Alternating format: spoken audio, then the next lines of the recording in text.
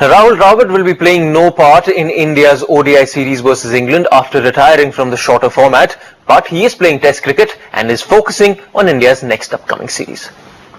Rahul, thank you very much for talking to us. It is said when one road comes to an end, another road opens. We saw a new you in England. Is that going to continue in Australia? I hope so. There's West Indies before that, so Australia's a fair way away. I think got to focus in against the West Indies first, coming up in 2-3 weeks' time. So yeah, I hope so. I hope I can keep the form going. It's a new series. I'll have to start from fresh and start from zero every innings. Right. Any targets you are going to set for yourself for the series, for the Australia series and the West Indies series, getting India back to number one?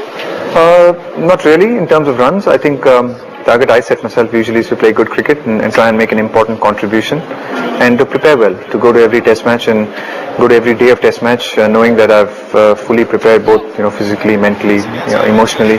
So that won't change, and we'll just play the game and enjoy it hopefully. Well, Rahul, during the England series, because of the problems Indian team had with DRS, the media started calling it the Dravid removal system. Did you feel shortchanged by technology?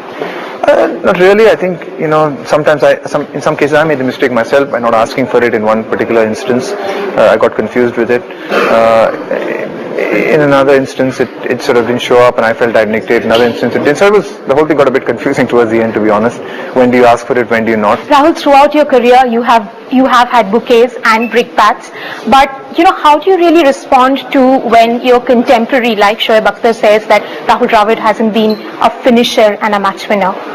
Look, everyone's entitled to an opinion. I mean, I think we're all entitled to opinions. It's a free world, and to be honest, I don't react. I mean, it's nothing to worry about. I mean, he's entitled to his opinion, and I don't have to get excited about it or upset about it. I mean, there are other people who might have a different opinion. So, I mean, I think everyone's free to have his opinions, and there's no harm in that.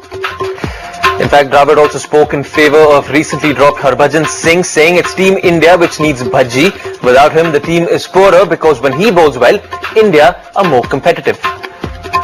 Now, staying with Dravid's friend Anil Kumble and Karnataka State Cricket Association president, he has faced criticism over the last few days over a conflict of interest over his role as administrator and the head of a company called Tenvic, whose business includes signing upcoming cricketers. The former Indian captain has hit back at all those accusations by saying, and I quote, "I categorically deny I have ever or will influence the selection of players at any level to derive personal interest. Tenvic is not a talent management company. It has been reported that my company representing players has resulted in them being selected for the Indian team. This is both insulting and preposterous."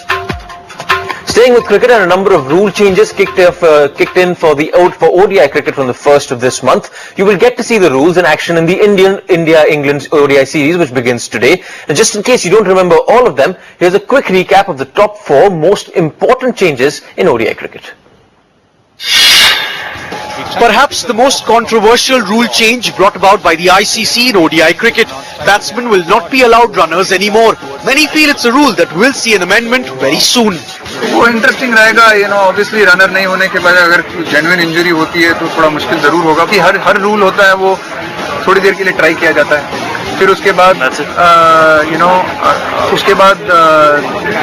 Decision लिया जाता है कि वो आगे लागू हो गया कि नहीं.